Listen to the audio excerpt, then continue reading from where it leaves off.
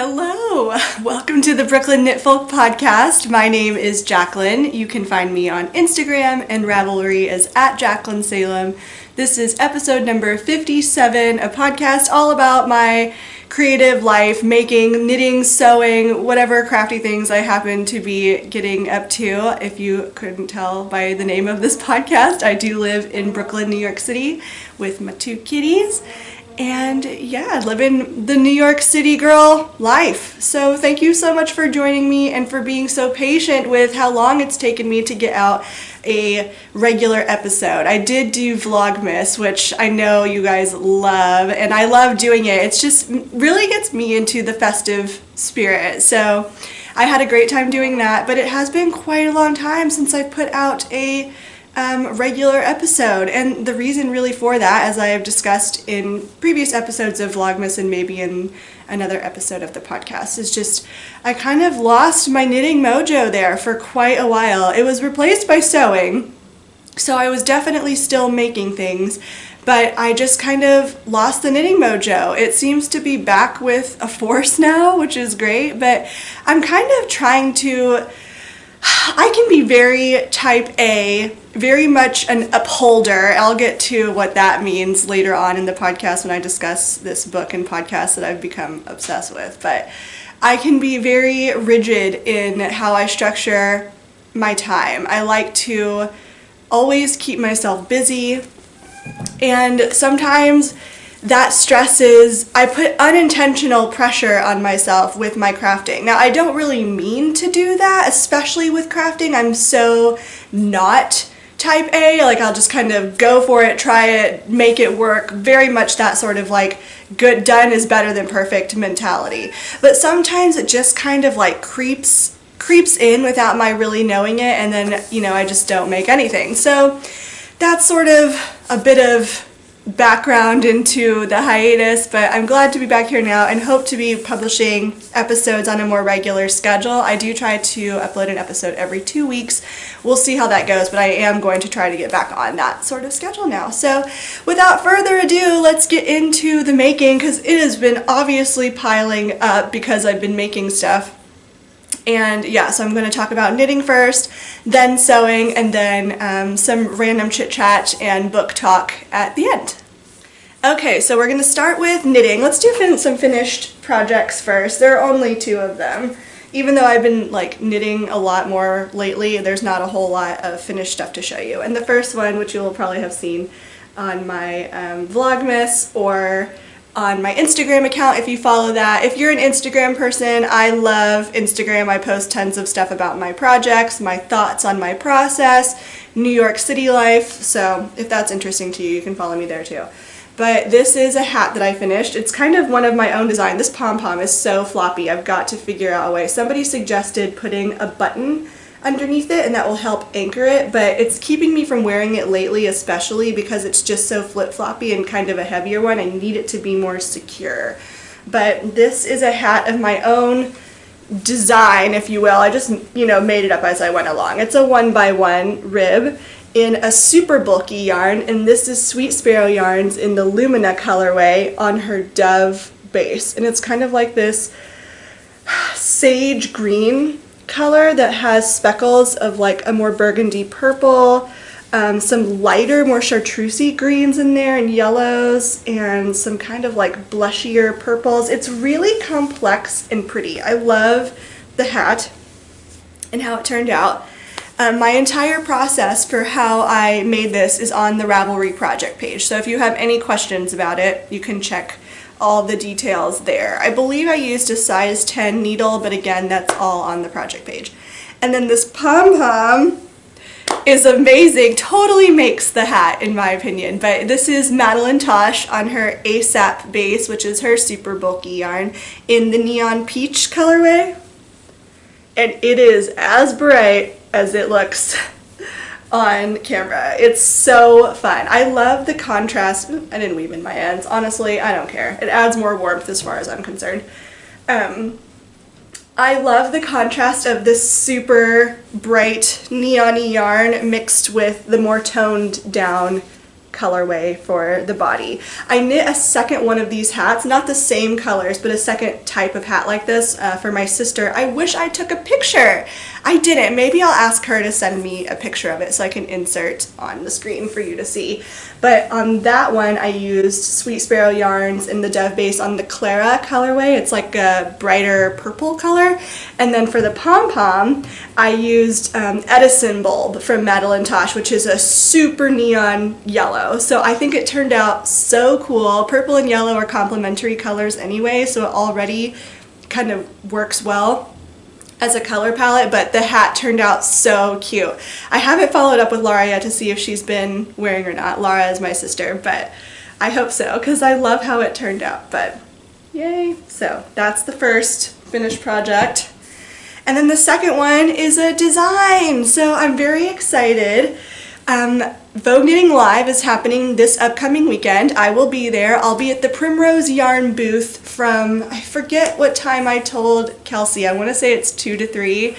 And she commissioned 5 designers, maybe 6, something like that, to design designs for her using her yarn to debut at Vogue Knitting Live, and this was my contribution to it. Everyone else, I'm pretty sure, did a sweater. I think I'm the only person that did an accessory. Somebody else, no, Eric of Sticks Plus Twine did a cowl. Maybe somebody else did a cowl. I can't remember for sure, but I'm one of the minority who did an accessory, and I did this hat pattern, which I love. It's a DK weight hat, which I think is great because I don't know about you guys, but I sort of have trouble finding a lot of DK weight patterns. I feel like they're all worsted or they're all fingering weight. There's not a ton of options for DK weight patterns out there, and especially for indie dyed yarn, they typically seem to have a DK weight yarn in their roster and not worsted weight yarns as much. So I have a lot of DK weight skeins in my stash that I just like don't know what to do with, and so I'm really pleased that I was able to kind of design this cool hat pattern that doesn't exist yet, and for like a DK weight yarn. So this kind of style, there's not a ton of them. So I obviously went for this cabled goodness. This is Primrose Yarn Co., as I mentioned, on her classy DK base. It's a 100% merino, and it's in the Toro colorway, which is this amazing red. And so I designed this cabled hat. I am so in love with how it turned out. Love it so much. There's going to be 2 sizes. This is the women's medium. Cute, right? I love it so much. I love how it turned out. And then there will also be a men's medium. Julie took the photos for me. I love how they turned out. We went to Dumbo, Brooklyn Bridge area, and that's by design on purpose because the hat is named the Roebling hat, Roebling, and that is named after the architect who concepted the Brooklyn Bridge. So I'm so excited about it. Here's another close-up. I think it would look fabulous with the pom-pom. I love it. I've been wearing it so much. So DK weight, just warm enough to be warm, but not like too lightweight for fingering weight hats that can be maybe not warm enough, but it's like, yeah, that good in between. And like I said, just a really good hat pattern for these skeins of DK weight that we have lying around and don't know necessarily what to do with. So yeah. Close-ups. I love it, love it, love it. Oh yeah, that's the Roebling hat, my new hat design, and I hope you guys love it as much as I do. Okay, that's it for finished projects right now. Designs take a lot of energy and time and thinking, so, and I'm knitting a ton of sweaters right now, so that's the thing. But alright, works in progress. So this is not a sweater, one of my only non-sweater whips. It is just a vanilla sock because I am a sock knitter at heart and I would like to have these projects on. Sometimes you need these projects on the go. So this colorway, I've talked about it at length on my Instagram, but I am obsessed with this colorway. I think it is so beautiful. It just makes me so happy. every time I look at it. This is Sweet Sparrow Yarns in the Racine Bells colorway. And it's this like soft, summery, springy yellow that has speckles of this like dirt brown, rust, sometimes chartreuse colors in it. And every time I look at it, I just feel, there's speckles of blue in here too, I can see. I just feel so happy. It just reminds me of like being outdoors and summer, and especially in the South, just like kind of playing in the water and the grass with Maverick. It's just like so sunny and happy. And for somebody who's very seasonally affected as I can be, this is just kind of like a lifesaver. I catch myself smiling every time I'm knitting it. So if you don't have this colorway, because my talking about it kind of spurred a movement to go and get it, but honestly, I'm telling you, if you're anything like me in that regard, I think it's just one of those colorways that you have to have. And again, it's called Racine Bells. I believe Julie has lots of this in her shop. This one's on her Gosling base, which is her MCN. Here's the cake. And I just love it. It's just so sunny and happy and outdoorsy. It just feels so outdoorsy and warm. So just a vanilla sock, 2x2 rib, 64 stitches cast on a size 0 needle, which is my sock recipe, and I just finished the Fish Lips Kiss heel. I do quite a long leg on my socks. This is probably like, I don't know, 9-ish inches or so. Yeah. And that is living in a new project bag that Julie got for me for Christmas. This is from a maker called Madder Root. Such a neat design. It has like this roll over top and this closure, if I can get it close, like so. I just think it's so neat and like so well made. They're hand printed. This one's kind of like this burgundy aubergine-ish color. Yes, I love this bag. I think it's so neat and unique. And that's by Madder Root. I had the tag around here somewhere to show you, but I don't know where it went now. So, so lovely and well made.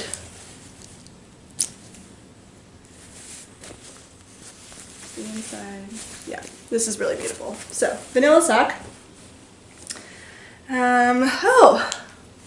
So at Rhinebeck, that was kind of when I was trying to get my knitting mojo back. I finished one of my scrappy Knox Yarn Co. socks. So this is the Socks on a Plane pattern, and I am knitting it all in Knox Yarn Co. mini. So I have all of these minis right here, and then I used a Knox Yarn Co. full skein to do one color for the foot.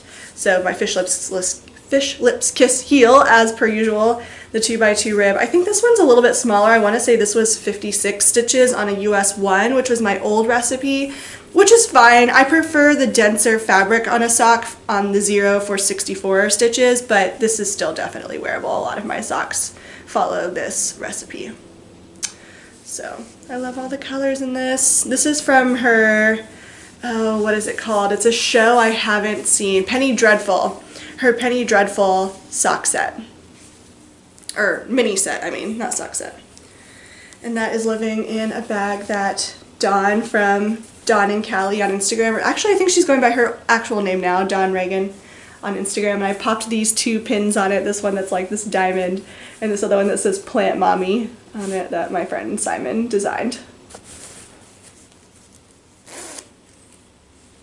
So those are my only non-sweaters. So let's talk about sweaters now, because I have a lot of them. 1, 2, 3, 4.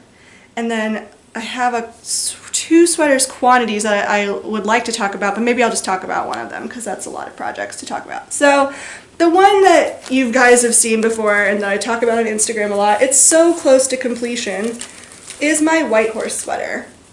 White Horse is a pattern by Caitlin Hunter. It calls for DK weight yarn, but I really wanted to knit this in Brooklyn Tweed Loft, which is a fingering weight yarn, but definitely errs on the heavier side of fingering weight yarns as they go.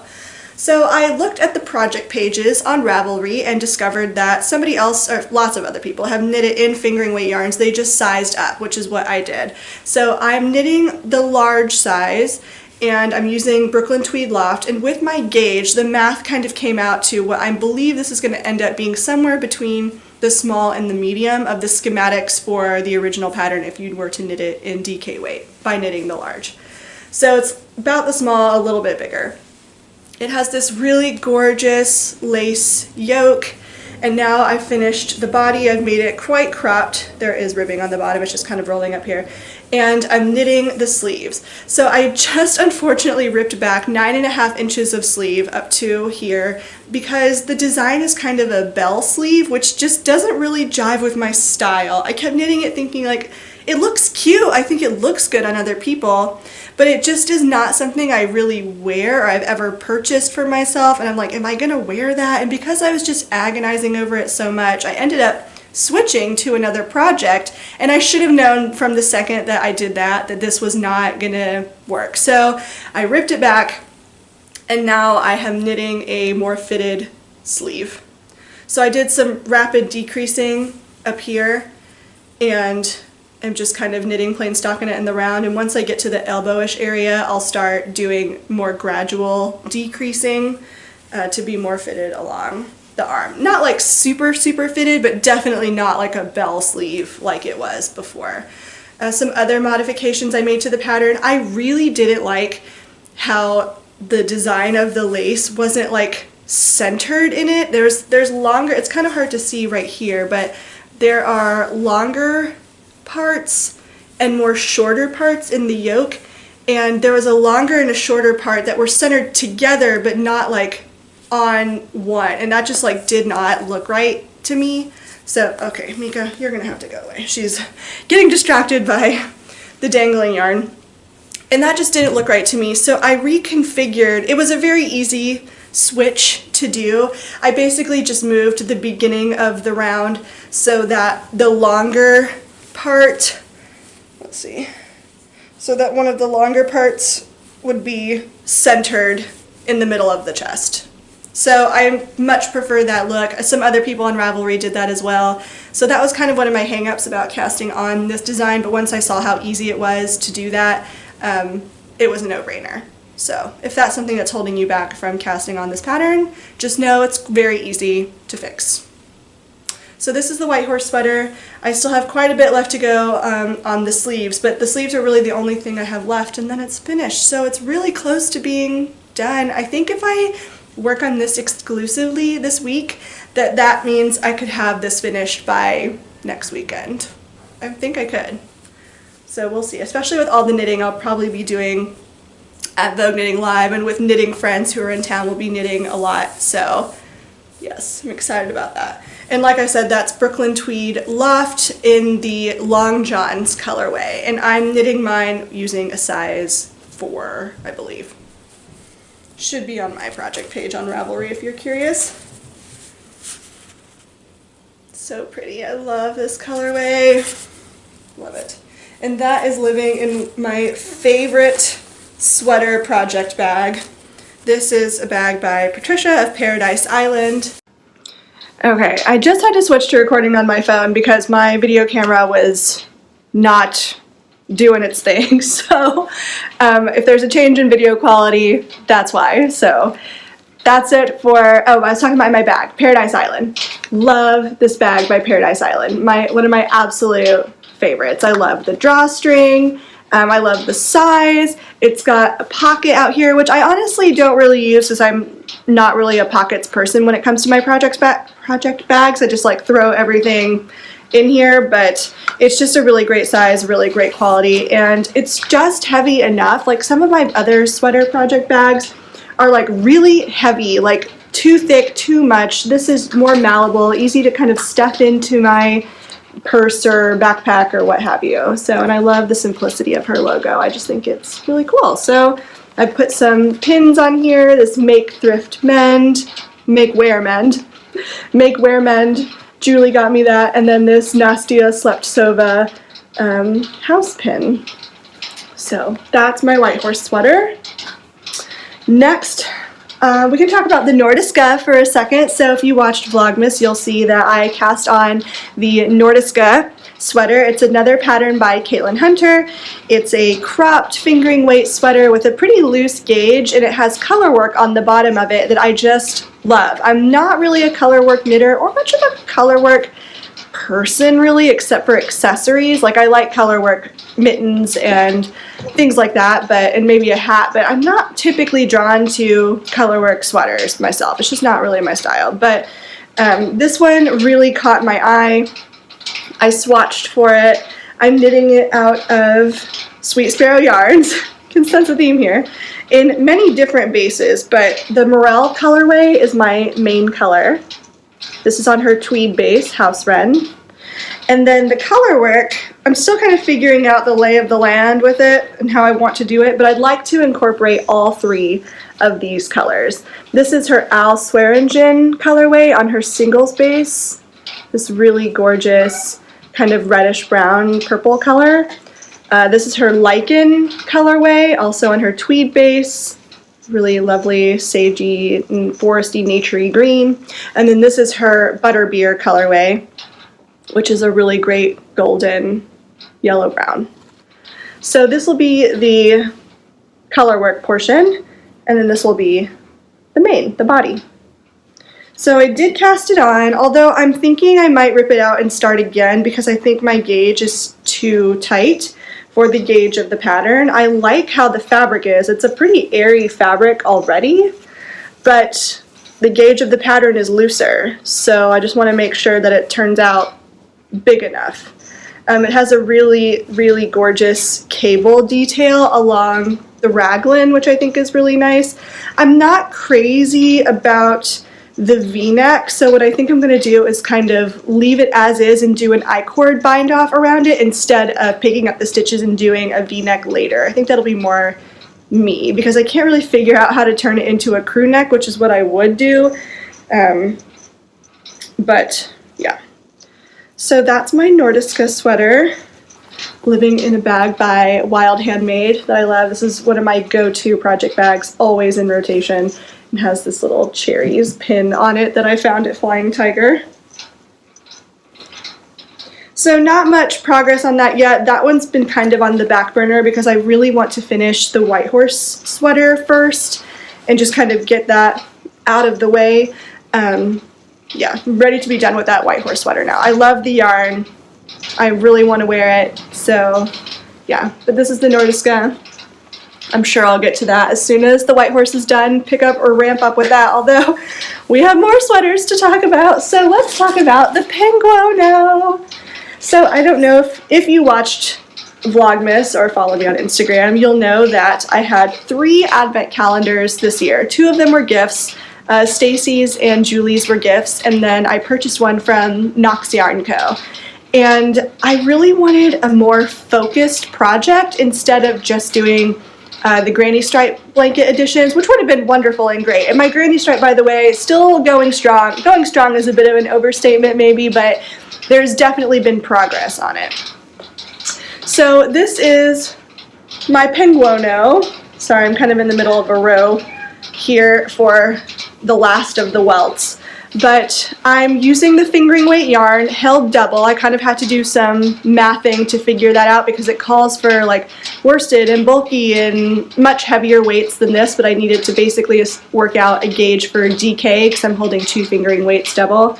So I kind of willy-nilly, I think I cast on 70 stitches for the center here. This will be the back piece. And then everything else, I'm kind of using the pattern as a recipe. Sorry if you can hear my radiator, it's like jangling, but I really want to record this and do this, and I've had to stop and start and stop and start, so if I keep putting it off, this is never going to happen, so we'll just have to deal with the jangling radiator. So once I cast on the stitches for the back, the rest has just kind of been a recipe using the pattern schematic to determine proportions for how much I should knit. So for example, this piece right here, it tells you in the pattern how many stitches to pick up if you are knitting it to the gauge it suggests, but because I am not knitting it with the same amount of stitches, I just kind of guessed based on proportions for how tall this should be. So that's basically it. I'm on the last of the welts right now.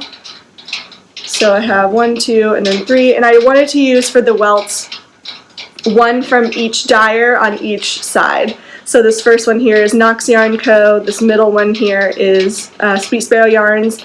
This one is Stress Knits.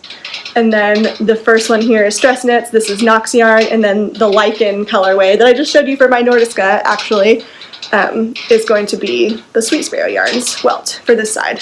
I'm not, other than that, so picky about going in order or anything like that, or going in order that the days were. I have like a huge pile of minis at the base of my couch right now that I just kind of pick and choose whichever one makes the most sense.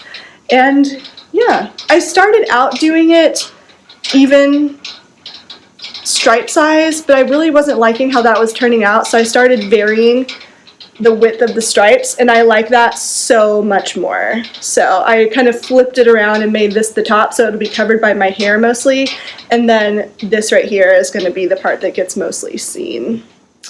So that is my Advent Penguono, a really exciting, fun project. Most of the details should be on my Ravelry project page if you have any questions about it.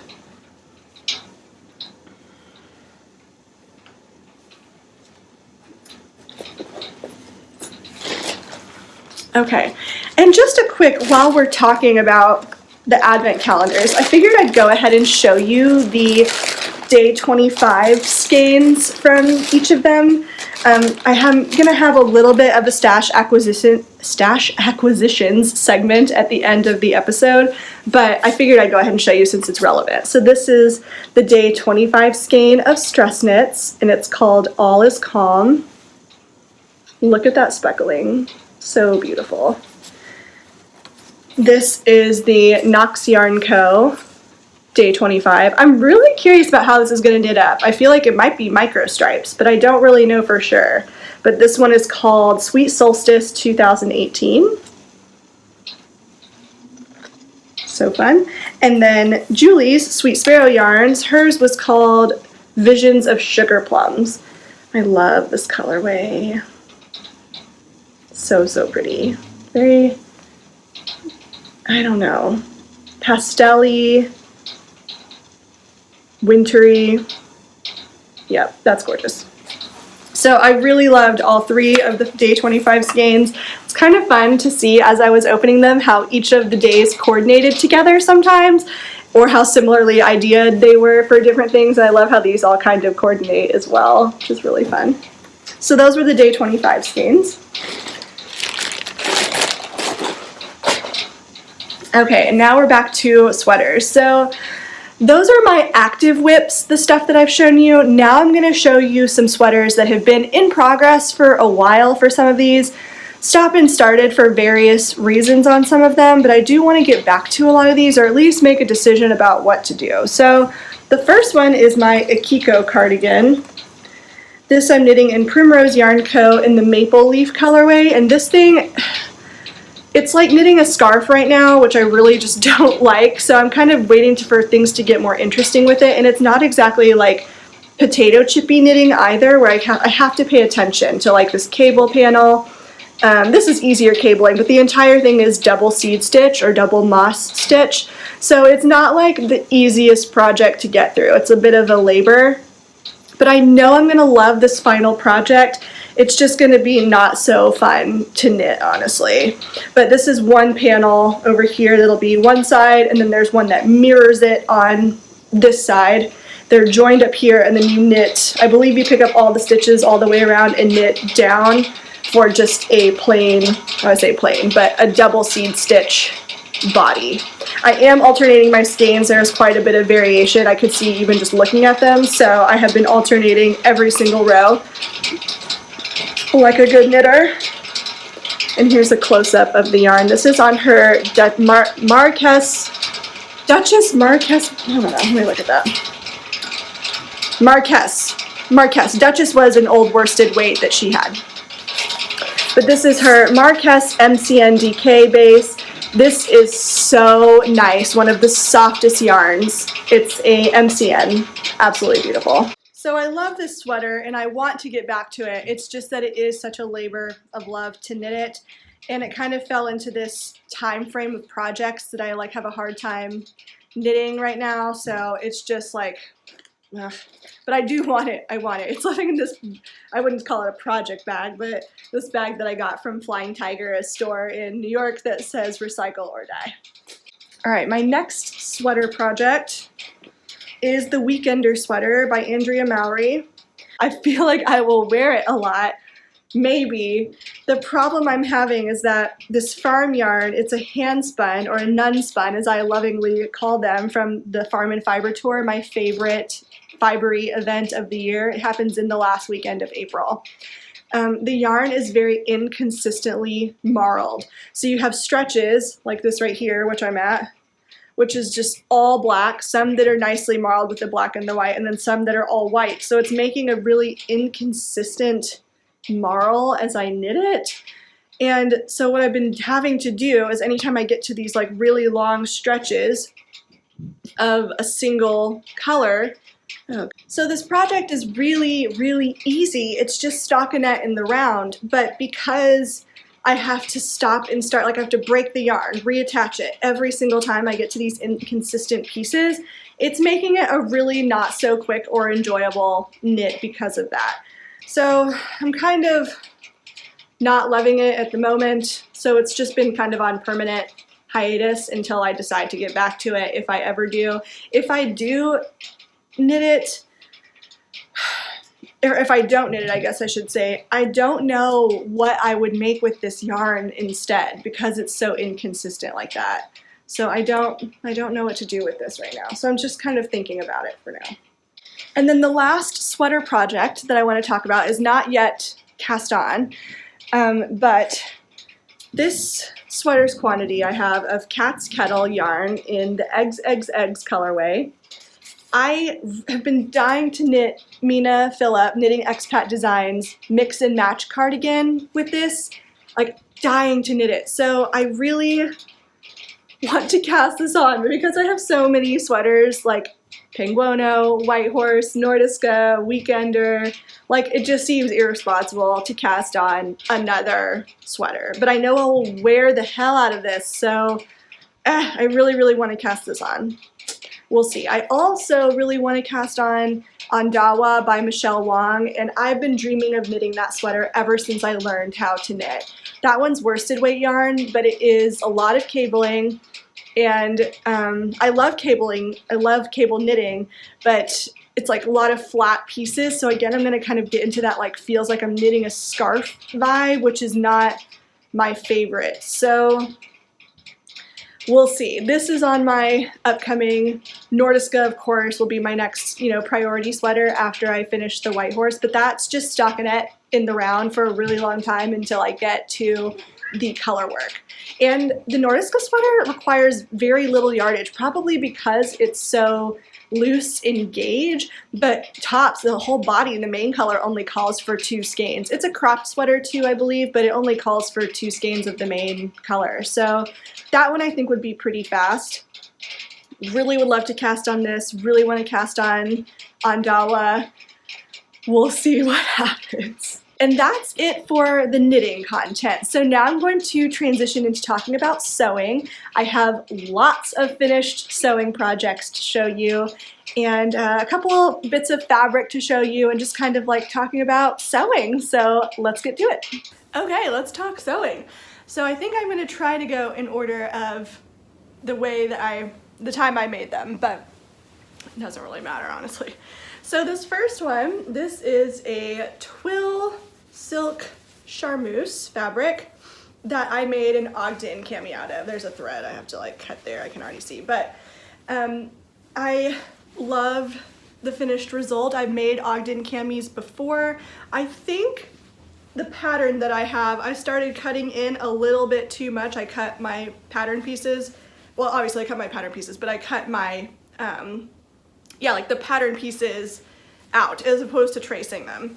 So it's kind of gotten a little bit smaller and smaller over time, I'm thinking, and so it is a little bit snug around the upper bust right here, not uncomfortably so, and I think if I lower the straps just a little bit, because they are a little bit too high, that will fix that. But this is the Ogden Cami, a pattern by True Bias, loved for a very good reason. It's an excellent pattern, and I just like really wanted to make some work tops, so that's what this is. It needs to be pressed, the facing length I'm not a huge fan of as drafted in the pattern. I think I'm going to cut the facing shorter. I think you either have to make the facing shorter or make it full length, because the facings kind of cut at a weird angle or a weird length across the bust. So especially if your fabric is on the thinner side, you'll see that underneath and it's just kind of a weird length. So I would recommend shortening your facings, bias binding them, or making them full length facings. But yeah, this is the Ogden Cami. It's a great little pattern. Love this grid fabric. It'll be really useful for work. I've serged the bottom, but I haven't turned it up yet, so I still need to finish hemming it. But other than that, and then kind of readjusting the straps, that's all that I have left on this one. Soft, silky. Got that fabric from, where did I get that? I can't remember. Oh, I got it at AK Corp in the Garment District. The next pattern I've sewn up is the Joy Top by I Am Patterns. And this one also in this grid shirting fabric that I also got from AK Corp in the Garment District. I love the fabric. It's a little bit on the stiffer side, as you can see, so it kind of makes for a pretty structured top when I'm wearing it. I tuck it in, again, I haven't finished, I've just serged the bottom. I've been getting really lazy, but when I tuck them in, I'm less inclined to care because no one sees it anyway, and so I'm always tucking my shirts in at work. It has darts. The dart placement on my body was a little bit high, so if this is something that you are planning on making, I'd measure the bust dart where it comes in on the top is, you know, relevant to your own bust apex, because it sits like up here almost, whereas it should be, you know, right there. So it has this really beautiful feminine gathered sleeve. I love the red. The original top pattern is actually a 3/4 length sleeve that has, I think, some elastic in it to kind of like gather it right here, so it's more of a balloonish effect. But I saw on Instagram that somebody sewed it like this, and I really loved that version, and so it kind of sent me on this inspirational quest to make something different. The neckline is quite conservative. I like the, you know, boat neck. It's not the best fit, I will say, as far as tops go that I've made. It kind of like tends to try like hike up in the back, and again, I don't know if that's because of my fabric choice, because it is this shirting fabric that's made for, you know, shirts. So it's made for, like, imagine like a men's button up or, you know, a shirt. So I'm not sure if my fabric choice has something to do with that or not, but it's not the best fitting top. Like, it fits, I can wear it, it's comfortable, but it like kind of moves on me in weird ways. But I'm definitely getting use out of it. I've worn it to work a few times already, and I do like that sleeve, like I said. So this is the Joy Top, again, by I Am Patterns. Next up, this is one of my favorite makes of all time. This is Simplicity 8840 in View A, and I found this amazing suiting fabric at a Joann's in Tennessee, and I knew it was a match made in pattern fabric matching heaven. It is such a cool top. I'll be sure to insert some pictures of me wearing it. I had Julie take some photos of me wearing it, and I also wore it in my pattern photos for the Roebling hat that I've designed. And I just love how this turned out. I sewed it straight out of the packet. What size did I do? I think I did a 10, either an 8 or a 10. The 8. I sewed the 8. My measurements put me in like 2 sizes, maybe even 3. Let me see here.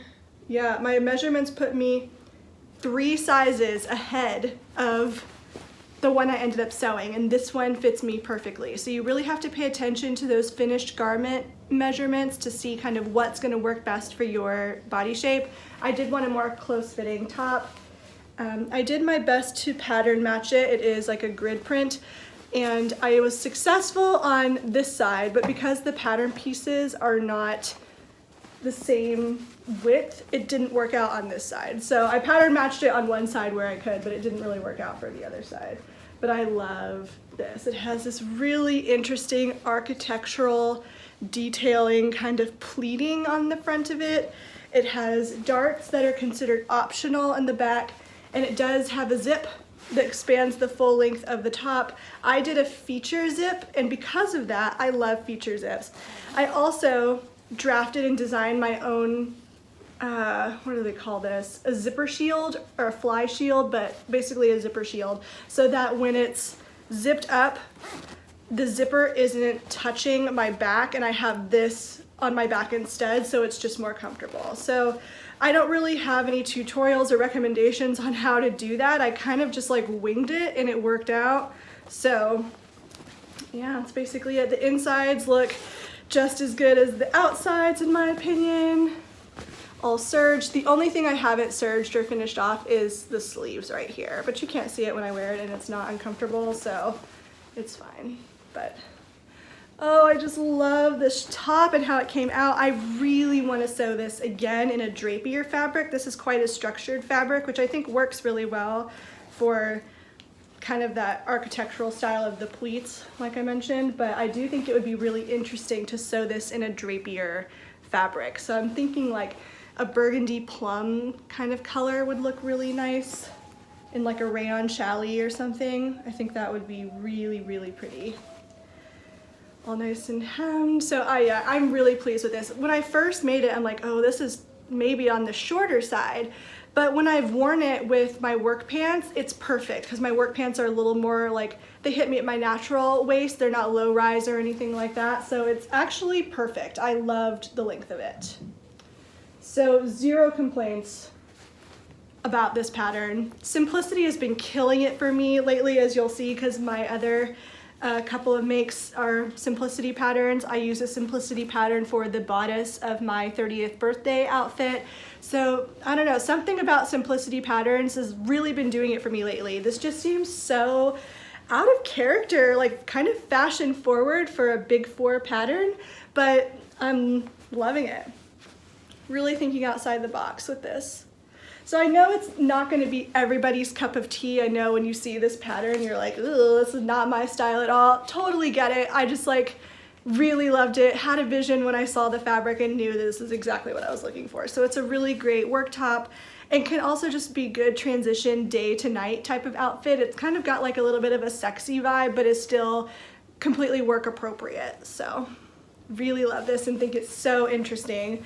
Would highly recommend that. Again, that's Simplicity 8840. And these are the other options that come with the pattern. Some other really interesting pleating happening. That's the view I made. Oh, I guess I made view D, not A. I made view D. But yeah, some other really interesting pieces. That one would probably be really pretty too, actually. Yep, so love that. This has been a gem of a pattern. My next gem of a pattern is the one I'm wearing right now. So I wear this all the time. I've had this fabric sitting in my stash since the summer, and I didn't know what to make with it. At first I was thinking the Grainline Studios Hadley top in a long sleeve version.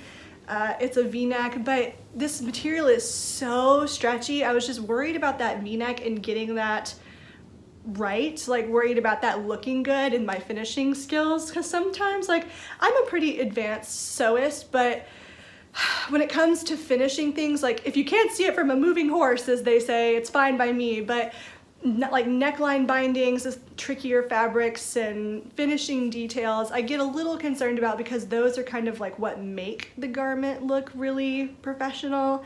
So I wasn't sure my skills were up to par with using this fabric for the Hadley top, but I saw this when I was at home shopping for patterns, as I do. My family knows better than to accompany me on these shopping trips anymore. I'm not kidding. I probably spend like 3 hours minimum in Joann's when I'm there looking at patterns. So this is one of the patterns I came away with. This is Simplicity 8529.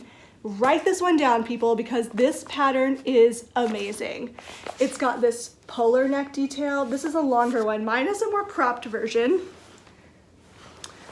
I haven't turned it under again. I haven't finished the hem because I'm terrible and I tuck in my shirts, so it doesn't matter. But this is Simplicity 8529. This version is longer. I made a cropped version for mine. It's got this gorgeous polar neck detail. There's a crew neck version, another kind of crew neck. What is the difference between those two? I'm not sure. Maybe they're the same. Oh, one's got a vent. So the difference here, come on. One's got a vent, side vents on it, and then this one's not. It's just got, come on. Using my phone. So one's got the vents, one doesn't. So yeah, love this pattern. So easy to sew up. This would be a great first knits project. And I think it could work for a lot of different knits. So this is definitely more of like a sweater knit fabric, very loose gauge on this fabric. And I've made it again right here. Got threads still attached to it. And this one's like a more textured knit, as you can see, in this kind of olive green color. Cropped again. I'm not finished with this one yet. I still need to finish the bottom and then kind of finish off the side vents. But this one's quite see-through, so I wear a tank top with it underneath, just like a sexy top. I don't know, I really, really like this pattern. It's got like a drop shoulder on it. A couple people told me when they were making it that the sleeves turned out gigantic compared to the body proportion. So with that in mind, I was just extra generous with my seam allowances when sewing that up. It is meant to be oversized, like don't get me, like it's meant to be roomy. It's part of the style of the top, but I was just a little bit generous with my seam allowances, which are 5/8 typically for most big 4 patterns unless otherwise stated. So I made mine more like an inch or so, and it turned out great on both of them, I think. I just love this neckline. It's like not high to be a turtleneck, it's not constricting, but not low enough to be a crew neck. It's just kind of, it's just interesting, I think, and really comfortable. So this is my second version. I love this. I will definitely be making it again. Next time Simplicity runs a sale on their patterns, it might be now, I haven't checked, I want to buy a couple more copies of this pattern just because I love it so much. I'm kind of anxious about ever ruining my copy of it, and I just kind of want some on backup just in case. That's how much I love this pattern. And I will make so many more of these. It's just a great winter style. I think it would look awesome in a jersey fabric as well, like a more structured jersey. I can really imagine this in like a camel colored structured jersey knit fabric. I think that would be gorgeous. Tucked into like some black pants or a black skirt. Totally pretty. So yes, Simplicity 8529. You need this in your pattern stash. Go get it. You will not be disappointed. I feel like this style looks good, would look good on anybody. So it's the one I'm wearing, and then again, this second version that I've already made here that I'm almost finished with, just kind of have to do the finishing touches on the side vents and along the bottom. And then my work in progress at the moment. So I had this fabric, I bought it in the Garment District at Janky Store, AKHM Fabrics. I need to iron my hem still. It's this really beautiful twill weave. We're thinking it's, what did we call this? Rayon, because it's definitely drapier than like an average twill fabric. So it's got rayon in it for sure. Tinsel, rayon tinsel, twinsel, something like that. I can't remember the exact name of it, but we've determined it's this rayon tinsel fabric. And at first I was thinking I would make this Lisette B6244 pattern, this duster jacket here. It's like a great weight for that. However, I don't know how much use I would get out of the duster. I mean, I have quite a few jackets already and I wear those jackets over and over and I love them, so maybe I would. I could always go back and buy more, but this was a contender, but I felt like I would get more use out of it as a skirt. I've had this pattern by Deer and Doe. It's the Fumeterre skirt by Deer and Doe Patterns in my pattern stash for a really long time. This is one of the first patterns in general that I purchased when I started sewing clothes. And it calls for quite a bit of fabric, so I kind of held off in the beginning because it was an investment and I wasn't super advanced sewist yet. And I have heard that Deer and Doe pattern instructions can be a little bit on the trickier side to understand and to navigate. So what I mean by that, I'm not sure if it's like the translation, they are French, a French pattern company, if it's like a translation thing. But I did find even now that they were a little bit tricky worded for me to understand. Luckily, I sewed this pattern on a crafternoon with Emily, Slow Fashion Rebel, and Julie, Sweet Sparrow Knits, while they were here. And they were both very advanced professional sewists once upon a time. And they don't use, they're not in the industry currently, but they are professionally trained. So I'm lucky that I sewed this while they were here because they could kind of help me navigate what the instructions were saying. And I'm very close to being finished. I've even hemmed the bottom already. I just need to press it. But the only thing I have left to do is to sew the buttons on and to do the buttonholes. And the thing that's holding me up with that is I need to buy the buttons. So I bought some, didn't really like them, and now I've kind of figured out what I want. I want to get some like tortoise shell like looking buttons. But yeah. I sewed view A, kind of a mixture of A and B actually. I'm doing the button-up one, but I also added the pockets to it from view B. And I'm very pleased with how those turned out. It's a great size pocket as well, so that will definitely hold my phone. And I love this fabric. It's just this gorgeous like terracotta color. It's got quite a bit of weight to it, but I think that'll be good in the summertime, especially all those wind tunnels and subways blowing your skirt everywhere.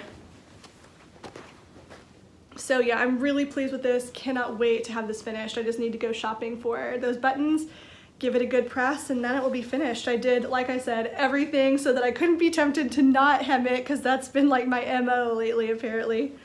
But I'm loving how this turned out. Sorry, it's kind of hard to show it because it's so big, but maxi length, a really beautiful skirt, and I love this color.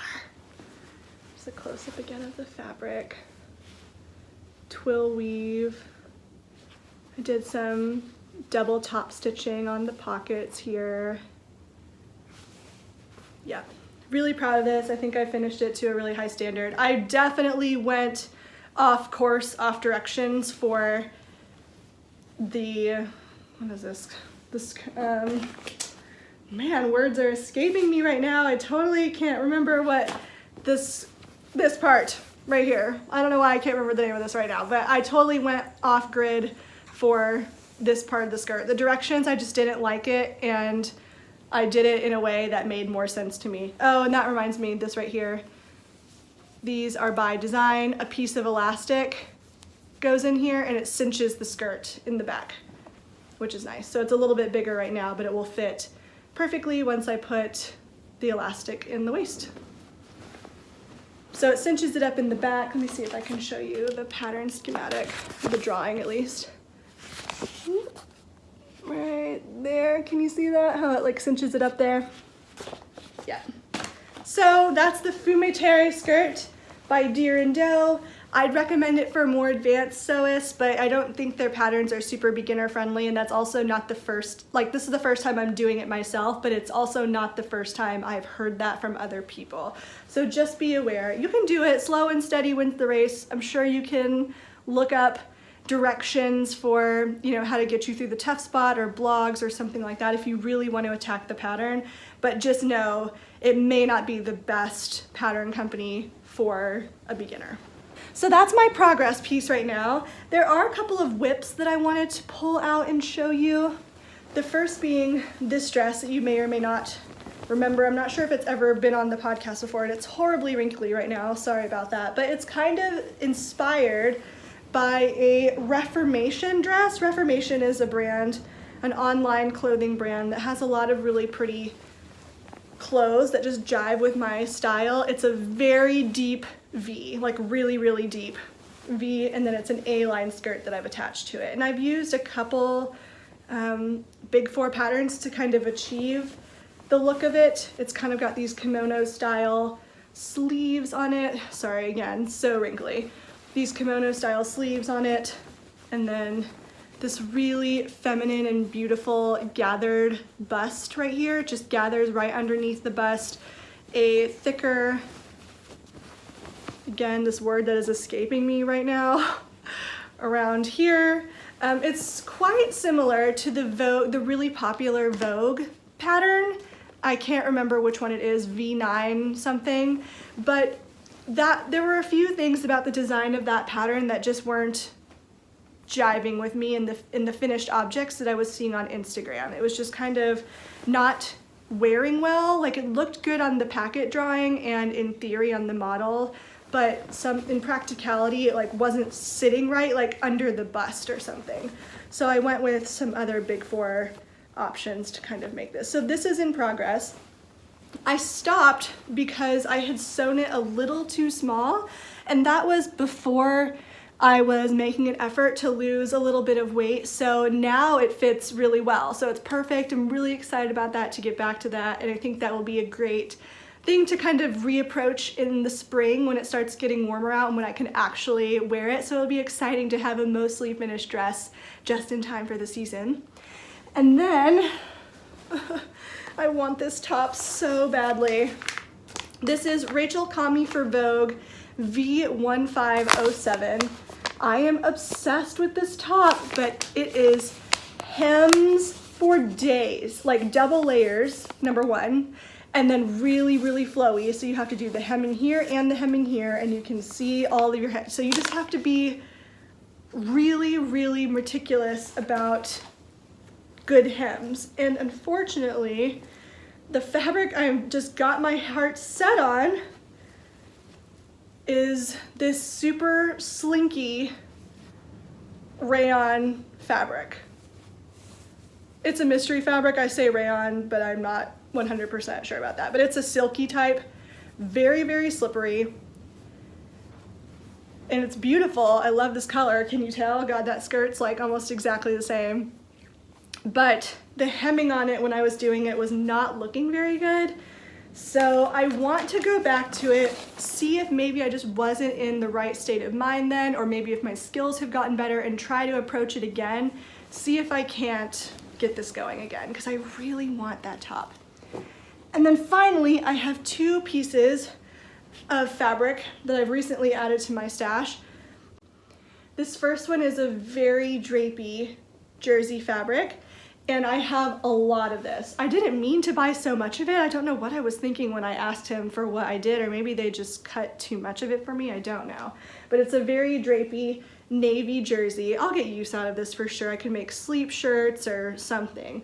And I would really like to make the ebony top pattern. It's escaping me who designed it. I want to say Closet Case, but I don't know for sure. It's a very low scoop neck, cropped, flowy top. And that's the basic gist of it, and I really want to make that. So I have way more than I need for that, so I'll have to find something else to make with this. Maybe the Kielo dress, which I've had for months now. I just haven't made it yet. This would make a great Kielo dress pattern. Actually, that's a good thought. And that pattern is only 2 pieces and a belt, so I could probably finish that today if I wanted to. And then this beautiful, oh, it's so pretty. So pretty. This is a silk red-orange fabric that I got at Janky Store, aka HM Fabrics. That's where I got this one as well. And there's this top by, I think it's an I Am Patterns. Can't remember for sure. I should be more organized with this. But it was a high neck tank top that was like a square high neck. But it was a collaboration with Marie Claire French edition magazine, and it's only published in this French edition of Marie Claire. So I could buy that, maybe I could figure it out, but it's all the directions are in front. I have to do like translate the whole thing, we'll see. But I've got my heart set on that pattern, and I haven't been able to find anything similar. I'll insert a picture here so you can see, but if you know of any similar patterns, please let me know, because I just am all about mixing this really bright pop fabric with a more conservative tank top. I just think that kind of contrast is really neat. So I love this. Definitely only have enough to make a top out of it.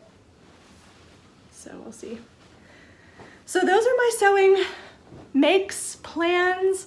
Really excited about all the things I'm making these days, as I'm finally actually wearing the things I make. So it's just so nice to be in this place with my skill set where there's definitely room to improve, don't get me wrong, but my skills are finally matching with my taste, which can be, you know, a really difficult process. I've been sewing garments for, you know, 3 years now, so I'm just like very impatient to like want to wear the things that I make. So that's it for sewing. I wanted to show you guys a few stash acquisitions, but I feel like this podcast is already gonna get a little long, so maybe I'll just like cut that and show you the yarns as I intend to use them, really. A lot of it was Rhinebeck purchases anyway, so it's not like super relevant anymore. But there is one thing I wanted to talk to you about, and that is a podcast and a book recommendation that I have been loving lately. So there's this book called, well, the book is called The Happiness Project, but really it's the podcast that I'm into, and it's called Happier with Gretchen Rubin. So interesting. Emily, Slow Fashion Rebel, and Kristen, I know they were listening to it for a while, and that's how I had first heard about it, but it just kind of kept coming up in various channels and friend groups in my life, and finally like, okay, I've got to listen to this. Started from episode 1. It is so fascinating. The episodes are generally 20 to 25 minutes long, so it's a great bite-sized audio podcast that you can like listen to while you're getting ready, or not like a whole hour-long commitment like a lot of audio podcasts can be. So I generally listen to like 2 in the mornings. So fascinating. It starts off with like a quick tip about how you can kind of change your behaviors to make yourself happier, and then goes into a larger psychological / sciencey kind of talk about how people are different and approach life differently. And so I just think it's really, I've learned a lot about myself in the process of listening to this podcast. It's things that I know separately, but it's Gretchen puts it together in such a way that you're like, oh, light bulb, like you start making the connections when you're listening to it, and it's really good. Like I said, you just have to listen to it. Happier with Gretchen Rubin, highly recommend.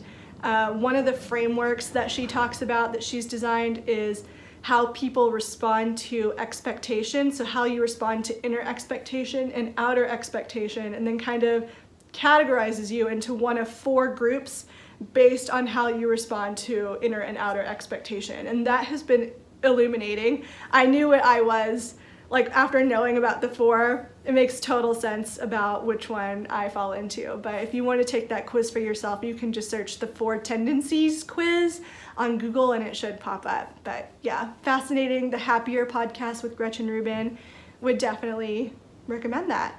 And I've just been, you know, reading as I have lately, lots of audiobooks. I'm still listening to that Murakami book that I talked about in my last episode. And yeah, so I think that's all I have to talk to you today. Thank you so much for bearing with me. I hope this wasn't too choppy. I've had to record it in segments with camera problems and just feeling like I had so much to talk about. Where do I start? But if you're going to be at VKL, please stop me and say hi. I would love to meet you. And if you want to, oh, I don't know where my hat went, but it's buried under the stuff here. My hat pattern will release this weekend, probably Thursday night or Friday morning. I haven't decided yet. So if you want to stop by the Primrose Yarn booth to see it in person, or to have me help you pick out yarn for yours, that would be so thrilling. I'd love that. And thank you so much in advance for all of your support, and just for supporting my patterns in general. It really means a lot to me. So I will see you guys in the next episode, hopefully in 2 weeks. Take care. I'll see you soon. Bye.